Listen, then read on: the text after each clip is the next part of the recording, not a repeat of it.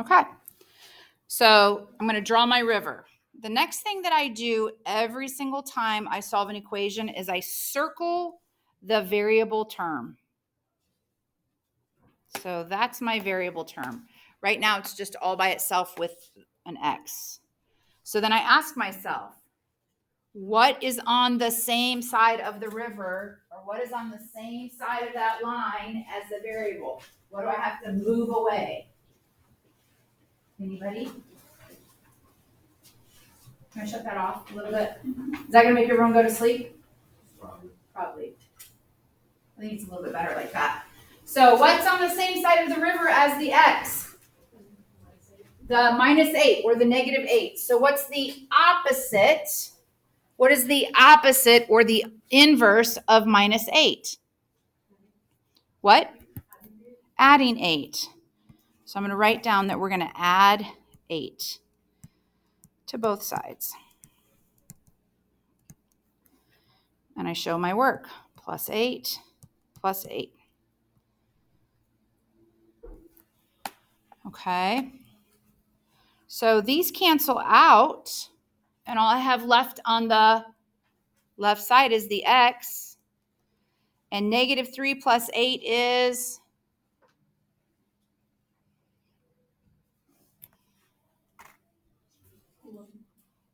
8 + 3 is 11, but I have a -3 and a +8. 5, good job. So I'm done. Oops, sorry, I wanted to put my 5 there. So this is done. This is now solved. Okay?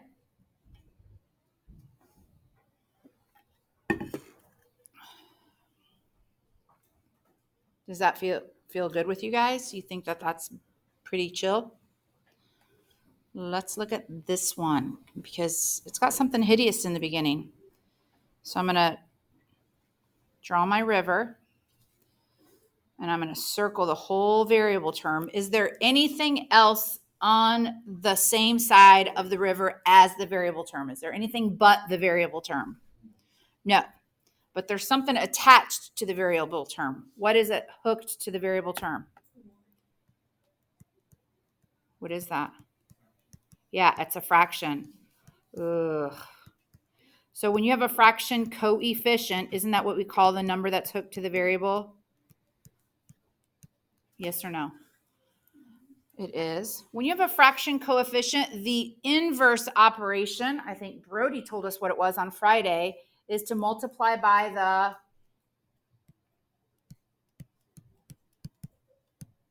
maybe you told us what a reciprocal was, Brody. Multiply by the reciprocal. So what does it mean to multiply by the reciprocal? Just like the opposite. Take the fraction and flip it. Good job. So the only thing that I have to do is eliminate that fraction coefficient. So I am going to multiply both sides by 3/2. So I'm going to start with my original equation, 2/3 y equals -6. And I'm going to multiply this side by 3/2. And I'm going to multiply this side by 3/2. So I'm going to turn that -6 into a fraction because I do better when I multiply fractions straight across. Do you remember that we can cross reduce? 3 will go into 3. Those cancel out. 2 goes into 2. Those cancel out. So I'm just left with y over here, which is what I want. I want to get one y, or isolate the variable so there's nothing attached to the y. If I multiply this fraction straight across, 6 times 8 is 18, and a negative times a positive is a negative. And 1 times 2 is 2. So can I simplify that fraction?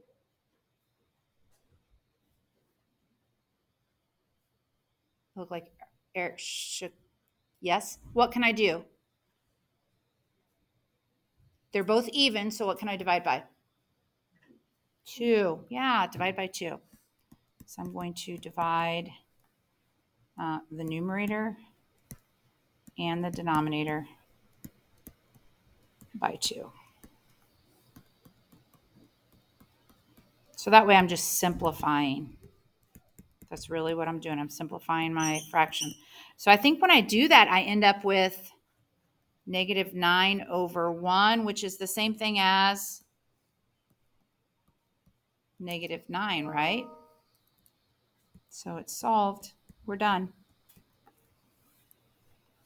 This is probably the toughest type of question because you look at that and you forget like how to eliminate that fraction piece. If you can always remember that when you have a fraction coefficient to multiply both sides by the reciprocal, it will make your life so much easier. It saves you 2 steps of math.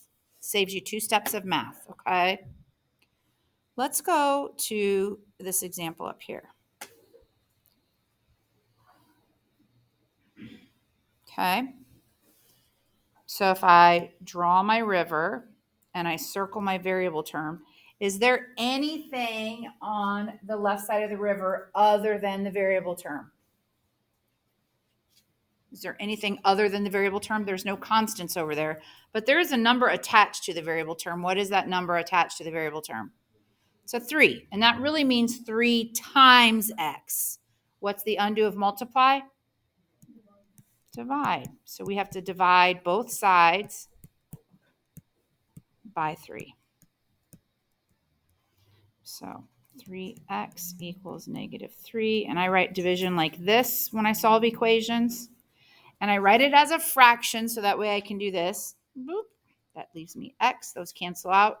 And a negative 3 divided by a positive 3 is a negative 1. And I'm solved.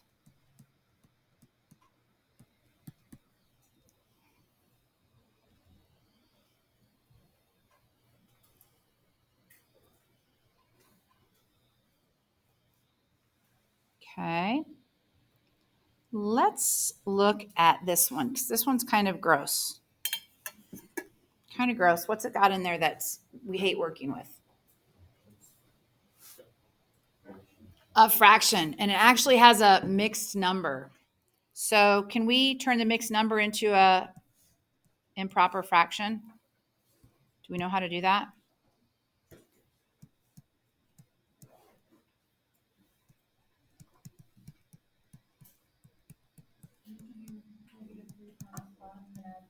You do. Tessa, was that you?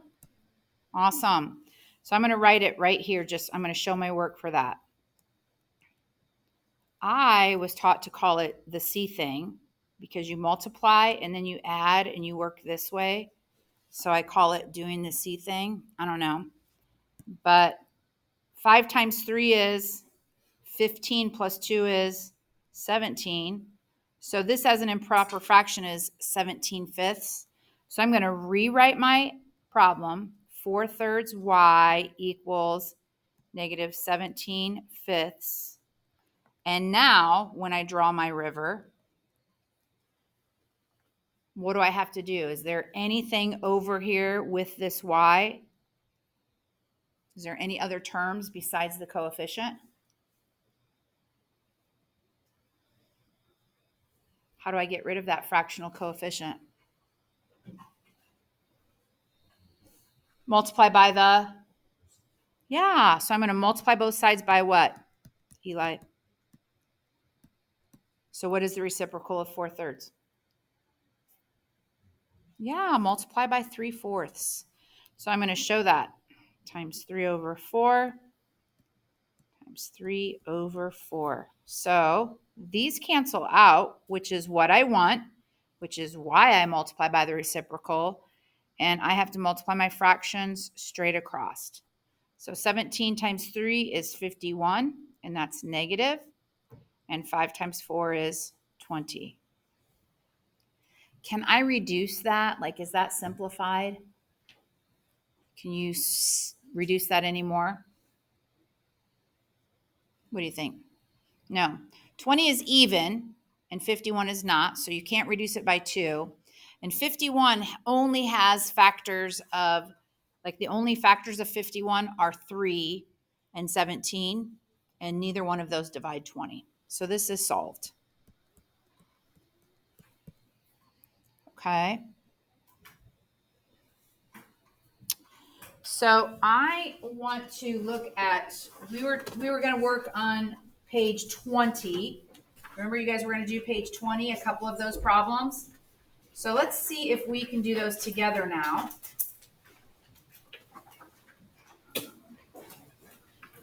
So if you have your note packet from last week, because I just want you to have an extra set of worked out examples, and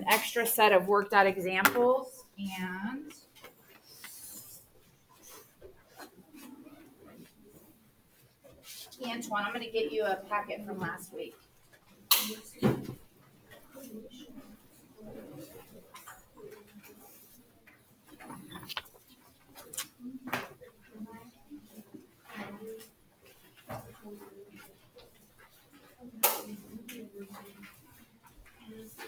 I want you to write down the filled out examples that we do here in this, and then I'll take this back and I'll fill it out.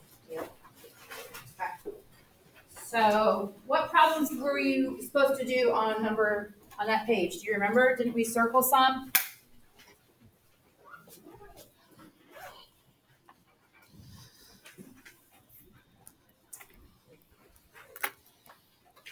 Any ideas? Anyone want to pick some?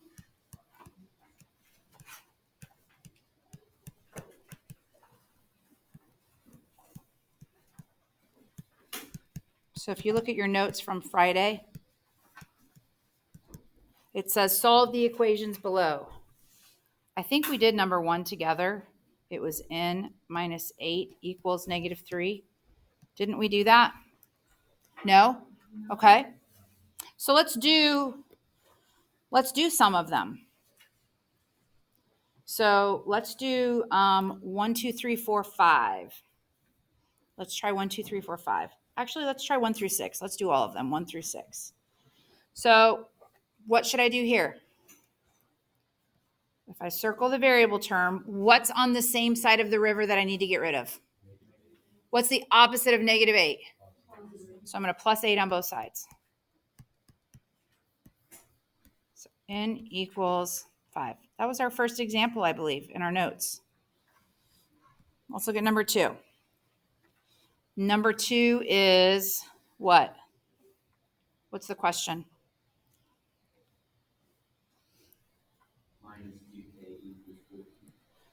Minus 2k equals 14. Okay. So the variable term, there's no other constant on the same side of the river as the variable term. I just have to get rid of the coefficient. So that negative 2k is the same thing as negative 2 times k. What's the undo of multiply? Divide. So I'm going to divide both sides by negative 2. It's kind of a good, we'll write a little hint down here in a second. So here's like a special note. You always multiply by the, sorry. Don't write that down. Skip. Let me try again. You always divide by the number attached to the variable unless it is a fraction. So whenever you're solving equations, you're always going to divide by the number attached to the variable. Always, unless it's a fraction. What's question number 3 from our last week notes?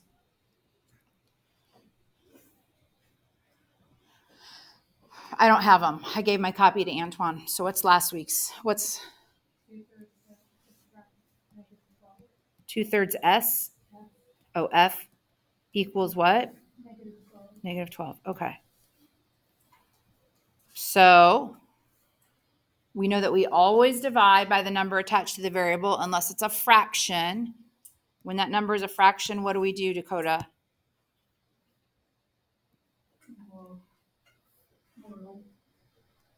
When I have a fraction coefficient, the only way to get rid of it is to multiply by the, yes, sir. Good job.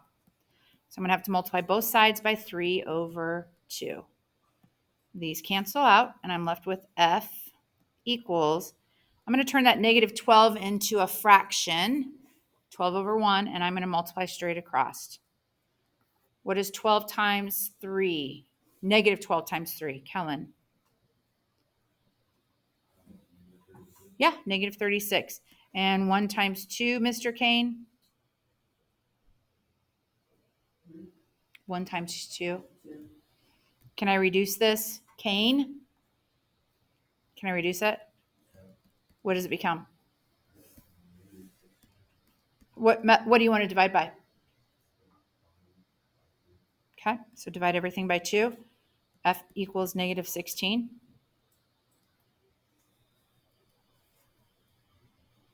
Right? Half of 32 is 16.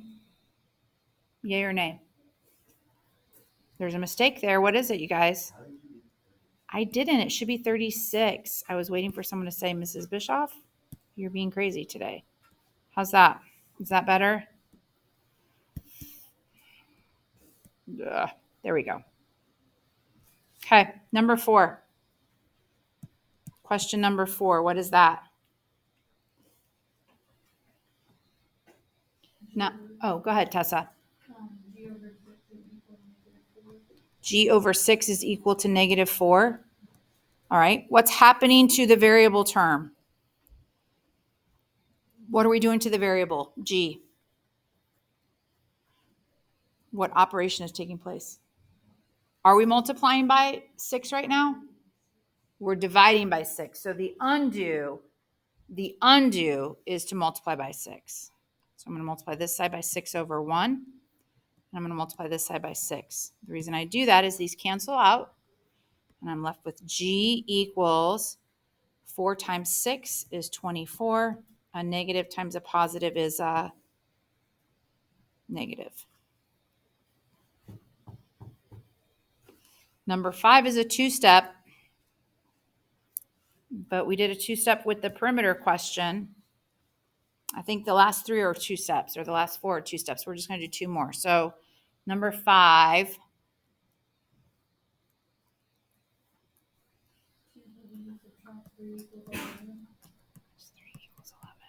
Will you tell me what number 6 is really fast? I'm sorry. 7 minus 4x equals 15. Thank you, ma'am. Okay. So let's look at this first example. Danae, when I circle the variable term on the left side of the river, what is still over there with that variable that I need to move away? What is it? What's the sign in front of it? Yeah, so it's a negative 3. What is the opposite or the inverse of minus 3, Danae? Good job, plus 3. So that's what I'm going to add to both sides. This cancels out, and I now have 2w equals 11 plus 3 is 14. Divide both sides by, and w equals 7.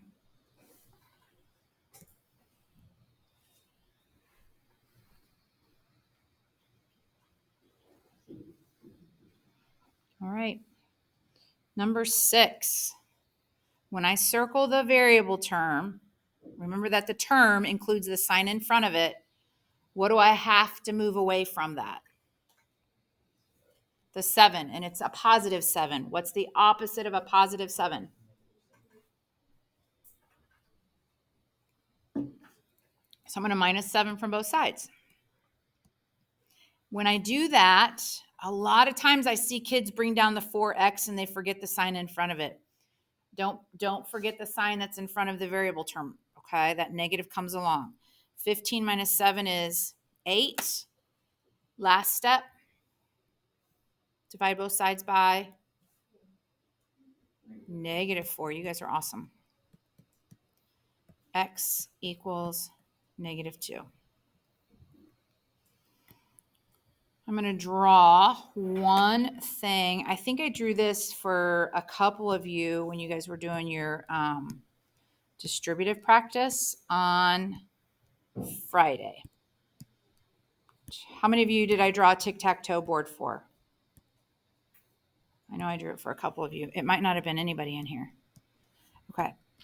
So this is just a basic tic-tac-toe. You guys have all played tic-tac-toe with X's and O's, right? So if I put pluses on the diagonal and then I fill everything else in with a negative, this is like my cheat for multiplying or dividing integers. It works for both. So this is kind of like the cheat method. And here's how it works. A positive number times a negative number is always going to equal a negative. A negative times a positive is always going to equal a negative. But a negative times a negative equals a positive. And the cool thing about that is it works the same way for division, and it works up and down as well. A positive times a negative is a negative times a positive is a negative times a negative is a positive. So I still draw a tic-tac-toe board at the top of my quiz if I'm taking a quiz or doing some kind of assessment. Just kind of as a mental, because sometimes you just do dumb things and you don't mean to be dumb. You just get busy, right? You just get busy and your brain's working faster than your hand. So I always put that there as kind of like a mental, hey, watch what you're doing. Check that out. Questions?